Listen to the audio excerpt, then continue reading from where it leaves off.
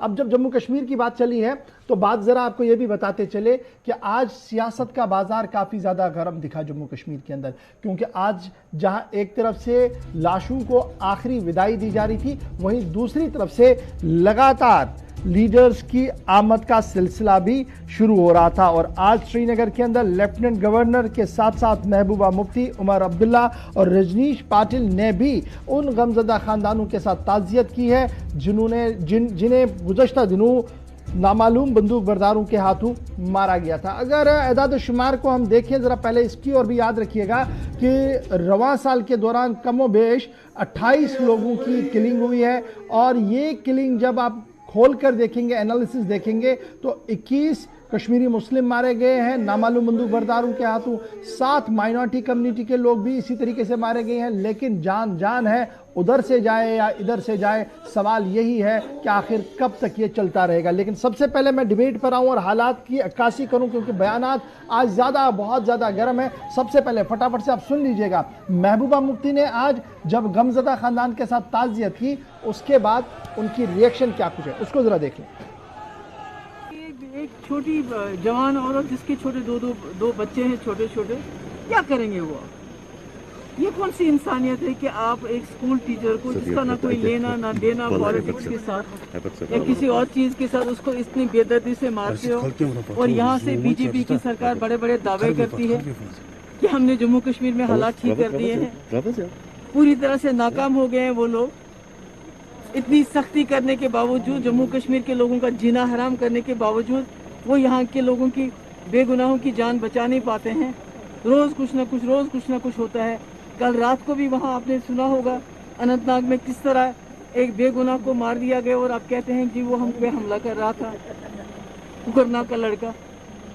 ये तो हालात जो हैं दिन ब दिन बदतर होते जा रहे हैं, और इसके लिए जिम्मेवार बीजेपी की सरकार है, जिन्होंने 2019 से लेके, उससे पहले भी 2019 5 अगस्त से लेके जो यहाँ पर वो पॉलिसी अडॉप्ट कर रहे हैं, जो यहाँ पर स्टेप्स लेते हैं, जो इकदाम करते हैं, उसकी वजह से यहाँ हालात दिन ब दिन और बिगड़ रहे हैं। और ऐसी जो आज कल जो ये लेडी जिसके जो 2 छोटे छोटे बच्चे हैं, एक मेरे ख्याल में कोई 4-5 साल का है, दूसरे कोई 7वीं जमात में बच्ची पढ़ती, कहाँ जाएंगे ये लोग?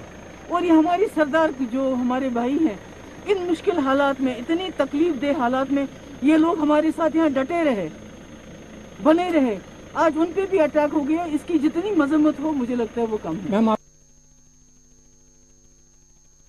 महबूबा मुफ्ती को आप सुन रहे थे कि हालात जो ख़राब हुए हैं, इसके पीछे कुछ हालात ख़राब करने के पीछे मरकज़ का भी हाथ है, और उनकी तरफ से पॉलिसीज़ को अडॉप्ट नहीं किया गया। बहरहाल अपनी अपनी बात हर जगह है। फ़िलहाल ख़बर यही है कि आज सियासी पारा बहुत ज़्यादा गर्म है, जम्मू से लेकर श्रीनगर। इस पर ज़रा बात करूँगा। मेरे साथ भारतीय जनता पार्टी की नेशनल एग्जीक्यूटिव कमेटी के रुकन और तर्जुमान बापत जम्मू कश्मीर डॉक्टर दरख्शान रावी साहिबा ज्वाइन कर चुकी है। मेरे साथ पीपल्स डेमोक्रेटिक पार्टी के सीनियर लीडर रूप भट्ट साहब ज्वाइन कर चुके हैं, और मेरे साथ दिल्ली से सतीश मालदार साहब, जो कश्मीरी पंडित भी है, लेकिन फ्रॉम द डे वन एक यूनिक बात हमेशा कहते आ रहे हैं। बहुत बहुत शुक्रिया आप तीनों का हमारे साथ ज्वाइन करने के लिए। सबसे पहले डॉक्टर दरख्शान रावी, आपके पास ही आऊँगा, चूँकि आप हमारे साथ लाइव पे ज्वाइन नहीं किए हैं, आप फ़ोन पर हमारे साथ हैं। ये जो हालात आज के हैं, इसे आप कैसे एक्सप्रेस कर पाएंगे? क्योंकि आज भी हमने देखा कि जम्मू से लेकर श्रीनगर तक गुस्सा बहुत लोगों के अंदर है, दहशत भी है, और उस पर जो बयानात सामने आए हैं, अभी एक बयान मैंने प्ले कर दिया है कि गवर्नमेंट ऑफ इंडिया की नाकिस कारकर्दगी और पॉलिसी फेलियर्स की वजह से ही जम्मू कश्मीर के आज हालात ऐसे बने हैं कि हर आदमी घर छोड़ने के लिए तैयार है। गवर्नर साहब, आपने महबूबा मुफ्ती साहिबा का जो अभी चलाया, जो वो कह रही थी, उनको भी मैं याद दिलाना चाहती हूँ, और आपके जरिए से, कि ये हालात आज नहीं बने हुए हैं।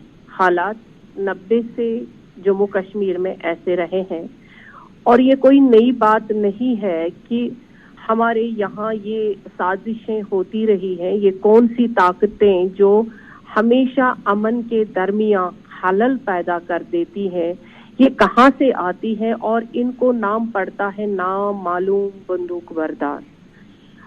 मैं ये कहना चाहूंगी कि जब महबूबा साहिबा खुद इक्तदार में थी, खुद सीएम थी, उनके पापा थे, खुद भी बो रही, तो तब क्या हालात सही थे?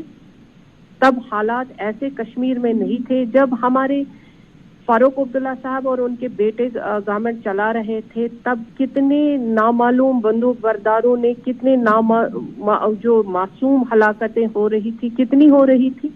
ये हम नहीं कहेंगे कि आज भी होनी चाहिए, बल्कि ये कहेंगे कि जब ये देखते हैं कि कोई और उनके बगैर कुर्सी पे है, तो वो सियासी आग लगाना चाहते हैं। और इनका मकसद है, जब अमन कश्मीर में पूरी तरह से लग रहा था कि अब अमन वापस आ गया, तो ये मैडम साहिबा निकली सड़कों पे और कहा कि यहाँ पे अब कत्लो गारत हो जाएगा। और वो कत्लो गारत आज हो रहा है। हमें लगता है इन सब चीजों के पीछे इन सबों का हाथ है, जिन्होंने अमन के दरमियान ये बातें कही। लेकिन जो हो रहा है, जो भी हो रहा है, चाहे वो हिंदू फैमिली का बच्चा मर रहा है, चाहे वो सरदार फैमिली का बच्चा मर रहा है, चाहे वो मुसलमान फैमिली का बच्चा मर रहा है, वो कश्मीरी मर रहा है, और उसके लिए जितनी भी मजम्मत की जाए वो बहुत कम है। लेकिन ये सियासी आग लगाने वाले, ये सियासतदान जो कुर्सियों पे भी बैठ के सियासत कर रहे थे और आग लगा रहे थे पूरे जम्मू कश्मीर में, और आज जब इक़्तिदार से बाहर है, उनका काम है आग लगाना। डॉक्टर अंद्राबी साहबा, ये सरकार की, क्योंकि आप रिप्रेजेंट कर रहे हैं बीजेपी को, तो बीजेपी गवर्नमेंट में है, इसलिए मैं ये इस तरीके का सवाल पूछ रहा हूँ, क्या ये सरकार की मैं बेबसी समझ रहा हूँ या सरकार कभी बेबस नहीं, सरकार कभी बेबस नहीं होती है, बल्कि ऐसे इक़्तिदाम करने पड़ते हैं गौहर साहब कि जिससे लाठी भी ना टूटे और सांप भी मर जाए, क्योंकि हम अंधाधुंध तशद्दुद नहीं कर सकते हैं। सरकार को देखना है कि मेरे मासूम जो लोग हैं वो उस तशद्दुद का शिकार ना हो जाए, क्योंकि जब बाकी लोग इक़्तिदार में थे, हम अभी ये नहीं कहना चाहते हैं कि कब क्या हुआ, हम ये कहना चाहते हैं आज कश्मीर में आग लगी हुई है। राइट, स्टैंड बाय रहिए मेरे साथ पीपल्स डेमोक्रेटिक पार्टी के भी सीनियर लीडर रूप भट्ट साहब है। भट्ट साहब, बहुत शुक्रिया जी ज्वाइन करने के लिए। रादर कंडेम किया जाता बंदूक मोड़ दी गई दिल्ली की ओर, कहा गया कि दिल्ली की पॉलिसियों की वजह से ही सारा हो रहा है जी। रादर कंडेमनेशन के पॉलिटिकल स्टैंड लिया गया और पॉलिटिकल स्टेटमेंट दिया गया। क्या सही मौका था इस तरीके का बयान देने का? देखिए गौहर साहब, हमने सबसे पहले हम इस चीज की मजम्मत करते हैं, जो भी हुआ गलत हुआ। एक बेगुनाह का कत्ल, पूरी इंसानियत का कत्ल होता है, चाहे वो मुसलमान मरे, सिख मरे, हमारे पंडित भाई मरे, जो भी मरता है, अगर कोई बेगुनाह मरता है, ये पूरी इंसानियत का कत्ल है। इसकी हम जितनी भी कंडमनेशन करें वो कम है, इसकी हम मजम्मत करते हैं। हमने 90s में भी देखा यहाँ कि जब यहाँ एडमिनिस्ट्रेशन का कहीं नाम नहीं था, मिलिटेंसी का बोलबाला था, मगर तब भी कोई इनसिक्योर, यहाँ कोई हमारा माइनॉरिटी का कोई, चाहे वो हिंदू था या सिख था, यहाँ कोई जो है इनसिक्योर फील नहीं करता था, जबकि मिलिटेंसी अरूज पे थी और सारा कुछ जो है सब अपने आप को सिक्योर फील करते थे। आज ऐसा क्या हो रहा है कि ऐसी क्या पोलराइजेशन हो रही है कि यहाँ सारे इंसान जो है इनसिक्योर फील कर रहे हैं। ये हम ये समझते हैं कि ये इनकी नाकस पॉलिसीज है, नाकस कारकर्दगी है, उसकी वजह से जो परसेप्शन बन रहा है उसी का ये नतीजा है। अदरवाइज हमने तो देखा था, माजी में भी हमने देखा था, इतने हालात खराब थे कि कहीं पर एडमिनिस्ट्रेशन नहीं थी, फिर भी यहाँ के सिख, यहाँ के पंडित, यहाँ के मुसलमान इनसिक्योर नहीं फील कर रहे थे। तो ये आप कैसे करें कि वो इनसिक्योर फील नहीं कर रहे थे? वंधामा मैसेकर हमारे सामने है जी, छठी सिंहपुरा हमारे सामने है, आपका बड़गाम के एरिया में जिस तरीके का माहौल हुआ हमारे सामने है। एक बात सुन लीजिए, बड़गाम में जो कुछ हुआ हमारे सामने है, और उसके बाद जो छोटी मोटी एक माइनर बचे खुचे लोग थे वो भी भागे थे, मुश्किल से वो रहे, बाद में हालात को बनाने की कोशिश की गई। तो ये कहना कि जनाब दिल्ली से पॉलिसियां थी, तो उस वक्त भी क्या मैं ये मानूं कि देखिए ये इन्हीं का दावा है, दिल्ली वालों का ये दावा है कि यहाँ सब हालात ठीक है। हम बार बार कह रहे हैं यहाँ हालात ठीक नहीं है। जो यहाँ का कोर इशू है उसको एड्रेस करने की जरूरत है। हमें हकीकत पसंद बनना पड़ेगा। जो यहाँ रियल इशू है उस पर अगर हम बात करते हैं, हम यहाँ जो भी मरता है, जम्मू कश्मीर का बाशिंदा मरता है, चाहे वो यहाँ का हिंदू मरे, पंडित मरे, सिख मरे या मुसलमान मरे, सब कश्मीरी मर रहे हैं। हम यही हमारी पॉलिसी रही है पीडीपी की। हम बार बार ये कह रहे हैं कि यहाँ हालात ठीक नहीं है, जरूरत है कि यहाँ पॉलिटिकल डायलॉग हो, जितने भी यहाँ स्टेक होल्डर्स है उन सबसे बात हो, तब जाके ये मसला ठीक हो सकता है। अब शायद आपको माजी की ओर थोड़ी देर में ले जाऊंगा, मैं आपको ले जाऊंगा बरसात, थोड़ी देर में मैं आपको माजी की ओर ले जाऊंगा। ये पॉलिटिकल डायलॉग वाली गेम पॉलिसी बड़ी अच्छी लगती है सुनने में, शुरुआत आपने भी करवाई थी और उसके बाद महबूबा मुफ्ती ने जो प्रेस कॉन्फ्रेंस दी थी वो चलवा दूंगा, थोड़ी देर में आपको पता लगेगा। लेकिन सतीश जी बहुत शुक्रिया सर ज्वाइन करने के लिए। क्या वक्त पॉलिटिक्स का है या वे फॉरवर्ड का है? जिस तरीके के स्टेटमेंट दिए गए हैं, क्या आज के दिन सियासत करनी थी या जख्मों पर मरहम करना था? सबसे पहले मैं आपका ध्यान आकर्षित करना चाहता हूं कि आप डीजीपी साहब का एक बयान आया था कल, जिसमें उन्होंने कहा कि ये कश्मीरी मुसलमान को बदनाम करने की साजिश है। अगर साजिश है तो वो क्यों नहीं बताते कि किसकी साजिश है? बिल्कुल, उन्होंने जो ये शब्द इस्तेमाल किए हैं तो इसकी तरफ ये कहीं और इशारा दे रहा है, नंबर 1। नंबर 2, ये जो है कि generalise kind of a thing करने की बात है कि यहां पर मुसलमान भी मरते हैं, हिंदू भी मरते हैं, नो डाउट। यहां पर हमारे अवाम कौम को ऐसा कोई घर नहीं है जहां पर मातम की चिंगारी नहीं लगी है। पर दुख इस बात का है कि कल जो हमारी बहन सरदारनी थी और जो आदमी था वहां पर चांद जी, उनकी शिनाख्त की गई एज ए हिंदू और उसके बाद मारा गया। इस बात को on the base of the religion क्यों किया गया? अगर टेररिज्म है, that is yes we condemn it terrorism.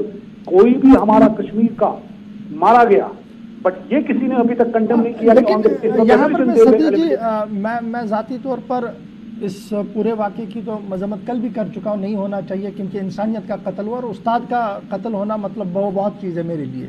लेकिन कल हमने आई विटनेसेस को देखा जो वहाँ पर मौजूद थे, उनका मानना था कि हम जी एक कमरे में थे और ये दोनों सर, मैडम और सर जो बाहर से आ रहे थे और हम अंदर ही थे तो बाहर फायर हुआ। उसके बाद जब हम बाहर आए तो हालात बड़े ख़राब हो गए थे। तो ये नरेटिव पेश करना कि अंदर से क्या कुछ हुआ, अभी पुलिस भी महव तहकीकात है, लेकिन एक नरेटिव पेश किया जा रहा है कि जनाब ये तो ऐसे हुआ था, जबकि ऑन स्पॉट जो लोग मौजूद थे वो इसको मानने से इनकार कर रहे हैं। That's why मैंने तभी आपसे कहा, मैंने तभी आपसे पहले नहीं कहा, डीजीपी साहब का ये बयान है कि कश्मीरी मुसलमान को बदनाम करने की साजिश है, और उसके बाद हमारे ही वहां पर जो जाते हैं, जो जर्नलिस्ट जाते हैं, जो लोग जाते हैं, वो ये कहते हैं कि on the base of the religion they were killed. So which is जो एक बहुत ही गलत बात है। ये हमारे लोग हैं, चाहे मुसलमान है, कश्मीर है, सरदार है, कोई भी है, साथ मिलके सबने मुसीबतें झेली हैं, सबने मुसीबतें झेली हैं। ऐसा क्या हो गया कि एक इंसान आम नागरिक को मारा जा रहा है? किस लिए मारा जाता है? ये कौन सी आजादी है? ये किस चीज की राइट्स की बात है? अगर हमने किसी चीज की आजादी लड़नी है, किसी चीज का 370 अगेंस्ट में बात करनी है, तो अवाम जो आम आदमी है जिसका इस चीज के साथ कोई लेना देना नहीं है, उसको क्यों मारा जा रहा है? मैं ये पूरे कश्मीर के लोगों से पूछना चाहता हूं, अपने भाइयों से पूछना चाहता हूं, जो भी है भाई मेरे को ये तो बता दो कि मेरे लोग जो अवाम है, जो बच्चे हैं, जो माएँ हैं, उनके घरों में ऐसा क्यों किया जाता है? उनको यतीम क्यों किया जाता है? बड़ा सवाल है जी। लेकिन चूंकि एक स्टेटमेंट मैंने दिखा दिया, उमर अब्दुल्ला को जरा प्ले कीजिएगा जल्दी से। उमर अब्दुल्ला भी आज गए, लेकिन बातों बातों में एक बड़ी बात उमर अब्दुल्ला साहब भी कहा कि जरा उसका रिएक्शन भी लेना आपसे बहुत ज्यादा जरूरी है, क्योंकि उमर अब्दुल्ला ने भी बातों बातों में निशाना दिल्ली की ओर ही साधा है। ये वक्त सियासत करने का नहीं है, न मेरा इस तरह का कोई इरादा है, लेकिन हमारे जो हुक्मरान हैं उनकी जिम्मेदारी बनती है कि वो लोगों को समझाएं आखिरकार ये कहां पे फेलियर हुआ। क्योंकि ये मुझे कोई ना कहे कि हमें इस तरह की खबर नहीं थी। हुकूमत से दूर रह के भी पिछले लगातार 1.5-2 महीने से मैं सुनता आ रहा हूं कि यहाँ पे माइनॉरिटी कम्युनिटीज को निशाना बनाया जाएगा, और ये मैं बहुत ही जिम्मेदार लोगों से सुन रहा था। तो अगर ये खबर मुझ तक पहुंच सकती थी, तो जो लोग आज इंतजामिया के लिए जिम्मेदार हैं, क्या ये खबर उन तक नहीं पहुंची? और अगर ये खबर उन तक पहुंची तो उन्होंने इसके बारे में किया क्यों नहीं कुछ? बड़ा इंपॉर्टेंट स्टेटमेंट है जी। उमर कह रहे हैं कि मैंने जी 1.5 महीने से मैं ये सुन रहा हूं, अगर मैं सरकार में नहीं हूं लेकिन मेरे पास इनपुट्स थे, फ्रॉम द हॉर्सेज माउथ सुन रहा था। तो क्या सरकार को इस बात का इल्म नहीं था? आज भी हमने देखा कि एक बड़े अखबार ने इस बात का खुलासा पेश किया था कि जनाब पिछले 2 महीने से इंटेलिजेंस इनपुट था, ऐसा होगा। डॉक्टर दरख्शान अंद्राबी साहिबा, क्या सरकार ने लाइटली लिया मामलात को? इस खुशी में रहे कि 60-70 मिनिस्टर आ रहे हैं जी, लोग उनसे मिल रहे हैं, वो जा रहे हैं, टूरिस्ट आ रहे हैं, तो ऑल इज वेल, इसलिए कुछ नहीं होगा? ऐसा तो हम कह नहीं सकते हैं कि अगर इनपुट्स थे कि सरकार बिल्कुल गहरी नींद में रही, ऐसा तो होता ही नहीं है। सरकार के पास अगर इनपुट्स ऐसे होते हैं, देखिए उमर साहब की अपनी जुबान है और अपना तरीका है कहने की, और वो कह रहे हैं कि हम सियासत नहीं कर रहे हैं, लेकिन वो हमेशा सियासत ही करते आ रहे हैं 70 सालों से। आज भी उनका स्टेटमेंट में उतना उस गहराई से नहीं ले सकती हूँ कि वो जो कह रहे हैं उनके पास इनपुट्स थे, तो ये अभी सियासत का ही दाव पेच वो खेल रहे हैं। लेकिन अगर सरकार के पास ऐसे इनपुट्स होते तो शायद ये गलतियां नहीं होती, क्योंकि ऐसी बातें पहले नहीं होती है। ऐसी बातें कैसे हो सकती हैं कि पहले ही पता हो कि कौन सी बात कब होनी है? अगर होता तो शायद कभी गलत नहीं होता। तो इस बात को मैं सरियन खारिज कर देती हूँ कि वो पहले से मालूम होगा किसको निशाना बनाना है। तो फिर अगर ऐसा नहीं था, वो कह रहे थे कि देखिए इनपुट्स तो ये थे कि माइनॉरिटी कम्युनिटी को बनाया जाएगा। एवं कि एक अखबार ने यहाँ तक लिखा कि बीजेपी के वर्कर्स को बनाया जा सकता है, अपनी पार्टी को बनाया जा सकता है, कुछ और लोगों को बनाया जा सकता है। अगर मीडिया तक ये रसाई आ गई रिपोर्ट की, तो ये तो बड़ा सवाल है कि क्या वजीर दाखिला साहब की नोटिस में यह मामला नहीं था? देखिए, ये अगर मालूम होता कि जब आपने देखा कि पिछले काफी अरसे से बहुत सारी किलिंग्स हो गई, उसमें बीजेपी के वर्कर्स भी मारे गए और बाकी जमातों के भी वर्कर्स मारे गए, और ऐसा नहीं है कि सरकार ख्वाबे गफलत में है। सरकार तो देख रही है, आए दिन आप देख रहे हैं ऑपरेशंस हो रहे हैं, मिलिटेंट्स को पकड़ा जा रहा है, ऑपरेशंस हो रहे हैं। ऐसा नहीं है कि खुले आम लोगों को छोड़ दिया जा रहा है और वो कुछ भी कर सकते हैं। लेकिन ये हादसे होते हैं और जानबूझकर कोई ना कोई माहौल को खराब करने की कोशिश कर रहा है, जबकि मालूम है कि सरकार अभी बहुत ध्यान दे रही है जम्मू कश्मीर की तरफ, और वजीर आ रहे हैं, जैसे आपने ही फरमाया, वज़रा आ रहे हैं और डेवलपमेंट की तरफ जम्मू कश्मीर को लिया जा रहा है। और उसमें कोई खलल कर रहा है, वो कौन से तत्व है, चाहे वो अंदरूनी है या बैरूनी, जो भी ऐसे लोग होते हैं उनका काम ही होता है। लेकिन अफसोस सिर्फ ये बात है कि इस चीज में हमारी इंसानी जानें जाया हो रही है, चाहे वो माइनॉरिटी का है या मेजॉरिटी का। हमारे घरों के चिराग बुझ रहे हैं। सतीश जी, दोनों statement I just want to say, मैं मैडम की बात को यहाँ पर ये कहना चाहता हूँ। मैडम साहिबा, हमने आज हमारे ही कुछ लोगों ने ईमेल्स जो की हैं गवर्नर साहब को, होम मिनिस्टर साहब को 3 महीने पहले, ये बड़ी बात है जी, पता नहीं है, ये ताजुब वाली बात है।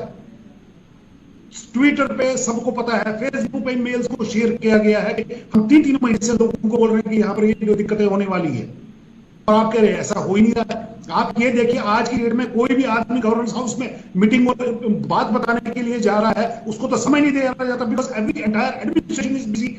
कि पिछले 3 महीने से लगा हुआ है, यूनियन मिनिस्टर आ रहे हैं, हम यहाँ पर सतीश जी एक चीज और जानना चाहूंगा। सतीश जी, आप कह रहे हैं कि देखिए आप जैसे बड़े सिविल सोसाइटी के लोगों ने एडमिनिस्ट्रेशन को इन लूप रखा कि जनाब हमें खतरा लग रहा है और इनपुट्स कुछ और आ रहे हैं।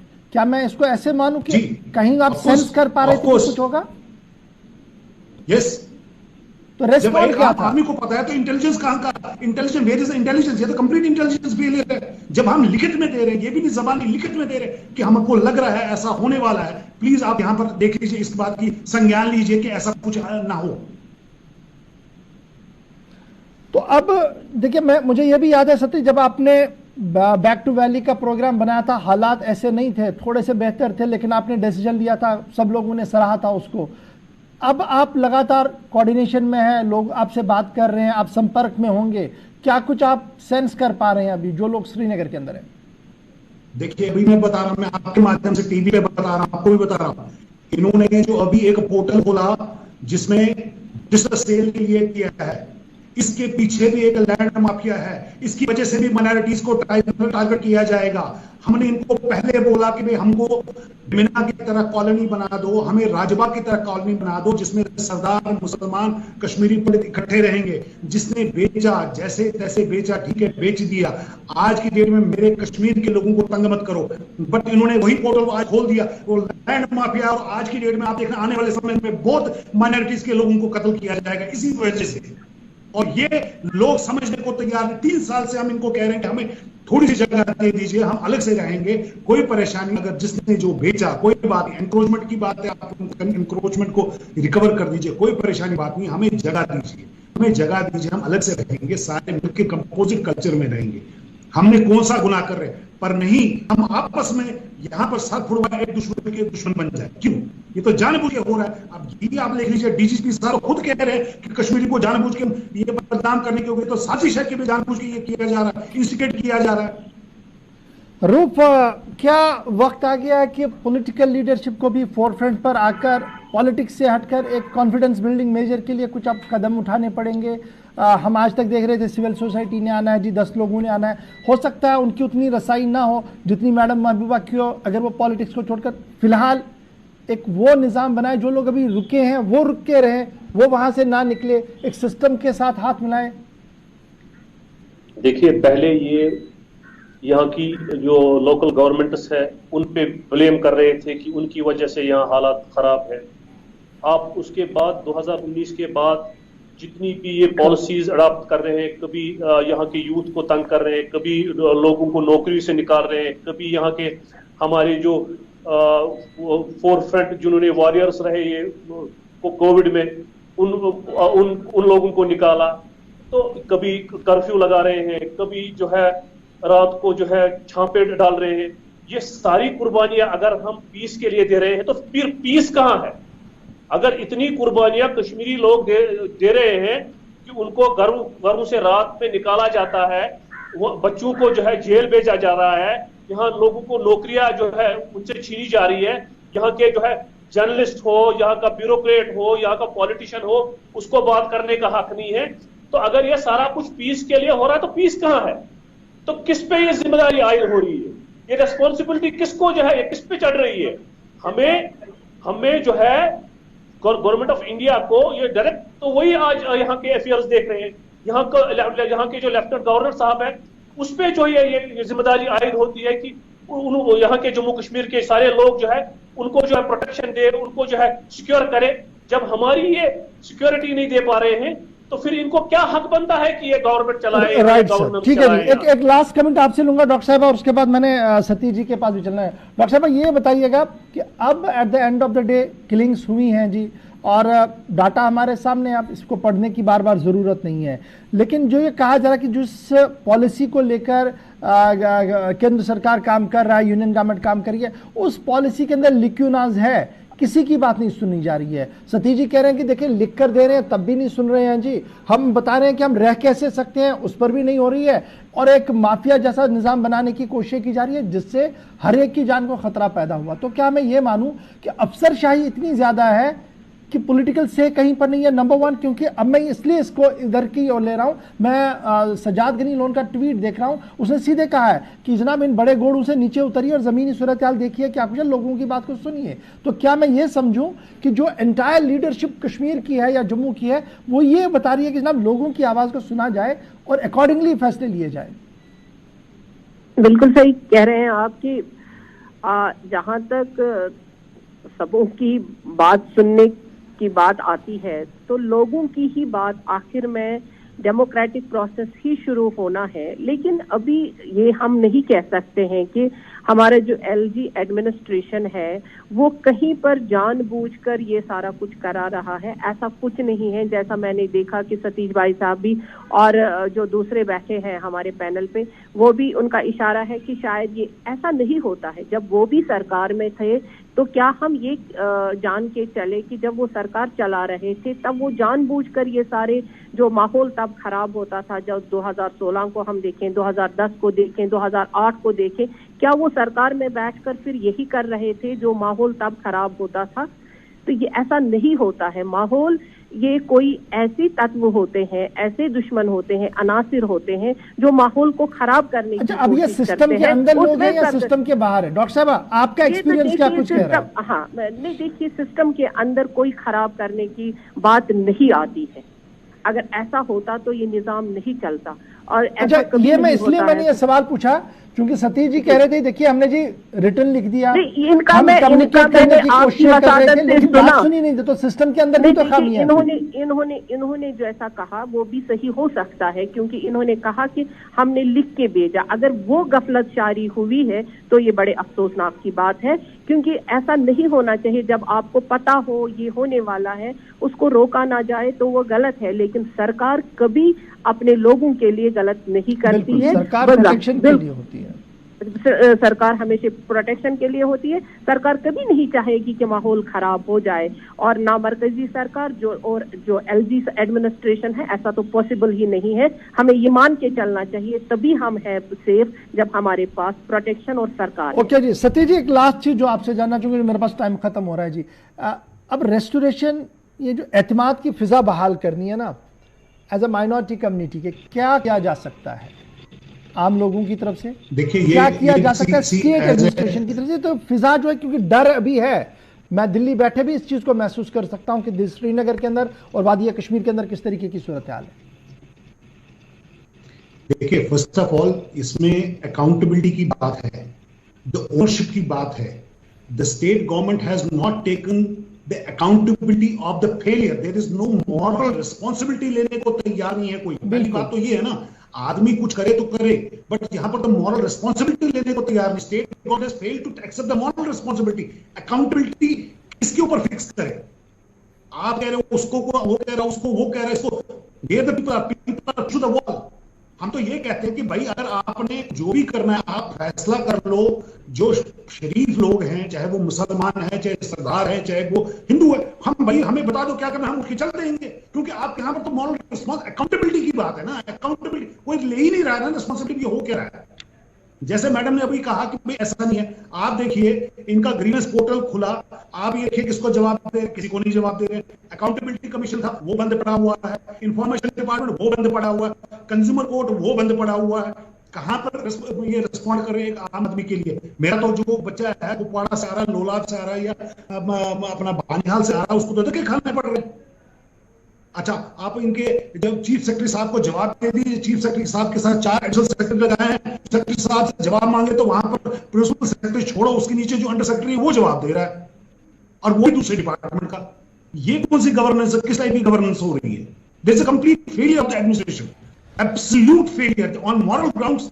दे should replace the people and governor साहब जो पॉलिटिकल इतने सुलझे हुए हैं। I think they should take it responsibility. Yes, there is a failure. मैंने कहीं ना कहीं एडमिनिस्ट्रेटिव पार्ट पर सिस्टम को हमने स्ट्रीमलाइन करना होगा, तभी जाकर एतमाद की फिजा भी कहीं ना कहीं कायम होगी। बहुत बहुत शुक्रिया जी सईद रूफ, आपका रूफ भट्ट साहब और सतीश मालदार साहब, और मेरे साथ डॉक्टर दर्शन रावी साहब फोन लाइन पर थी। बहुत बहुत शुक्रिया जी आप तीनों का। ये जनाब था एक पोर्शन इस खबर का। अब जरा दूसरा पहलू, जम्मू में क्या कुछ हुआ है और जम्मू की सूरत हाल जब हम आपको दिखाएंगे, तो सबसे पहले आज रविंदर रैना जो बीजेपी के स्टेट प्रेसिडेंट है, जब वो आखिरी रसूमात के अंदर आए, उसके बाद क्या कुछ उन्होंने इस पूरी सिचुएशन पर अपना रिएक्शन दिया, सुन लीजिएगा।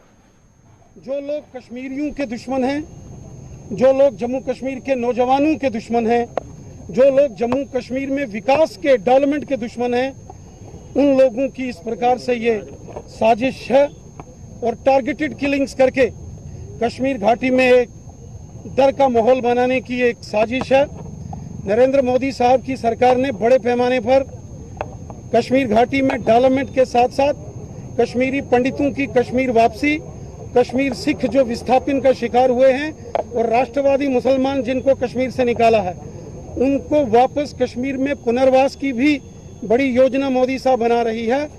उस सारी प्रक्रिया में बाधा डालने की भी एक ये साजिश है, उसमें भी खलल डालने की ये कोशिश है। ये जो लोग कश्मीरियों के दुश्मन हैं, जो लोग जम्मू कश्मीर के नौजवानों के दुश्मन हैं, उन्होंने इस प्रकार की ये कातिलाना साजिश की है। जिस किसी ने भी इस खूनी वारदात को अंजाम दिया है, वो चाहे आतंकवादी हों, चाहे आतंकवादियों के मददगार हों या उनके हमदर्द हों, किसी को बख्शा नहीं जाएगा। सबका चुन चुन कर सफाया करेंगे। भारतीय जनता पार्टी के स्टेट प्रेसिडेंट रविंद्र रैना अपने अंदाज में सवालों का जवाब दे रहे थे, लेकिन अब जरा जम्मू की जब बात चल रही है तो जम्मू के अंदर भी आज आखिरी रसूमात अदा की गई उस टीचर की जिसे श्रीनगर के अंदर गोली लगाकर मार दिया गया था। लेकिन वहां पर जो बात सामने आई, मीडिया के साथ जो अली खाना ने बात की है, वो बात बड़ी इंपॉर्टेंट है। जरा देख लीजिएगा कि दहशत और बंदूक के साए तले किस तरीके की आवाज वहां से है। विक्की मेहरा है, मेरे भाई का नाम दीपक चंद मेहरा था। ठीक है, हम माइग्रेंट हैं पर हम पंडित नहीं हैं। ठीक है, हम लोगों की कम्युनिटी ने भी बहुत से बलिदान दिए हुए हैं जिनको सरकार इग्नोर करती आई है। हम लोगों को इसलिए नहीं पूछा जा रहा कि हम माइनॉरिटी से भी माइनॉरिटी में हैं, हमें कोई फैसिलिटी नहीं दी जाती, कोई पूछने नहीं आ रहा, कोई उसके बच्चे को पूछने नहीं आ रहा, कोई उसकी वाइफ के लिए नहीं पूछने आ रहा क्या वो कर रहे हैं, किस लिए कर रहे हैं, कोई रिस्पॉन्सिबिलिटी नहीं है सिस्टम की। सरकार को किस तरह का मैसेज देना चाहेंगे आज के दिन? मैसेज मैंने कल भी दिया था कि जो वहाँ पे एम्प्लॉयज हैं उनको सिक्योरिटी दी जाए, और हमारी जो दीपक की फैमिली है, इसकी वाइफ है, इस बच्ची है, इमीडिएट जो गवर्नमेंट की रिस्पॉन्सिबिलिटी है वो उनको अभी अनाउंस करना चाहिए। वो बाकी जगह वो ऑन द स्पॉट अनाउंसमेंट करते हैं, अभी कहाँ सोए हुए हैं, किसका इंतजार कर रहे हैं?